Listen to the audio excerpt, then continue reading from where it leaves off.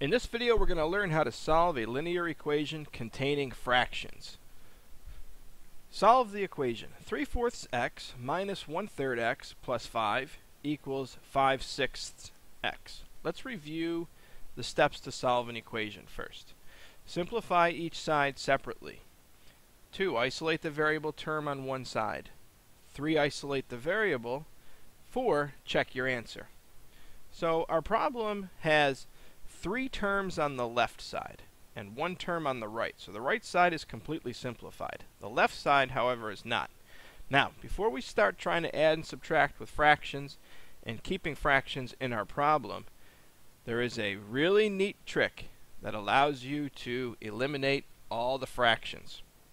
And that is to multiply both sides by the least common denominator. The least common denominator is actually the least common multiple of the denominators. So if you look at 4, 3, and 6, which are the 3 denominators, 4, 3, and 6, the first common multiple that they have is 12. So if we actually multiply both sides of this equation by 12, we will eliminate we'll actually eliminate the fractions. So let's write that out. We're going to do 12 times, and then we're just going to write 3/4 x minus 1/3 x, and then plus 5. And then over here we're going to do 12 times, and then 5/6 x. Okay, now we need to distribute this 12 to each of the 3 terms on the left, which means we'll be multiplying each of those terms by 12. Now when I get to this next one, a positive 12 times a minus 1/3 is going to be negative. So now just write 12 times 1/3 x. And then a positive times a positive is going to be positive. Now let me show you what happens here on the right. Because what happens here on the right is going to be what we're going to do with the first 2 terms on the left. We're going to write this 12 as 12 over 1. And then we're going to say, okay, well, you could think of it 2 ways. You could do the 12 times 5, which is 60, and then divided by 6. That'll get you to 10. Or right here we can cross cancel. 12 and 6 have a common factor of 6. 6 can be canceled. 12 divided by 6 is 2. 6 divided by 6 is 1. So now notice we have in our numerators 2 times 5. In our denominators, 1 times 1. That's going to happen every time. Whenever you multiply by the least common denominator, this is exactly what happens, which is why we do this. So now 2 times 5 is 10. 10 over 1 is still just 10. So we get 10x. See, the fraction's gone. That's going to happen on the left side in our first 2 terms.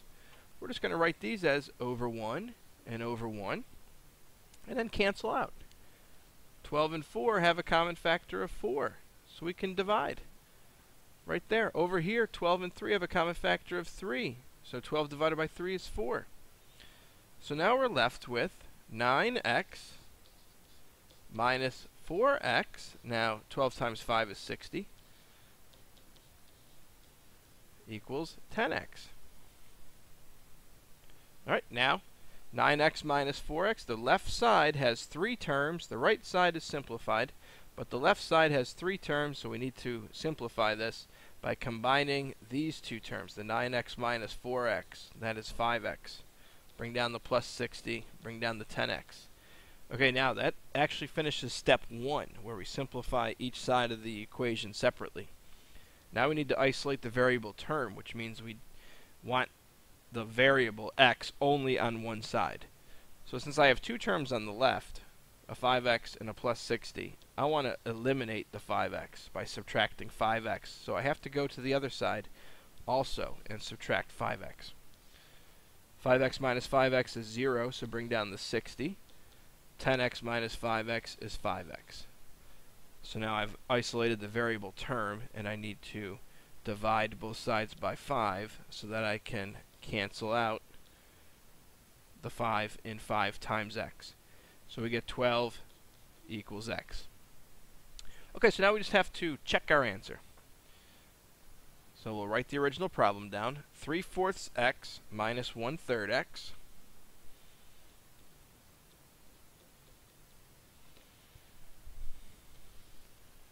plus 5 equals 5/6x.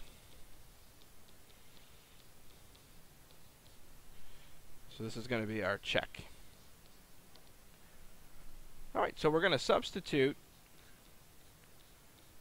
a 12 wherever we see an x. And verify that when we do this and completely simplify this problem, we get a true statement. Again, I'm going to use this little trick of writing 12/1, 12/1, and 12/1 for each of the fractions. So now we can cancel out here. So 12 divided by 4 is 3, and 4 divided by 4 is 1. Notice we're going to have 1 in our denominator, so that will not be a fraction anymore. Here, 12 divided by 3 is 4. 3 divided by 3 is 1. Over here, 12 divided by 6 is 2. 6 divided by 6 is 1.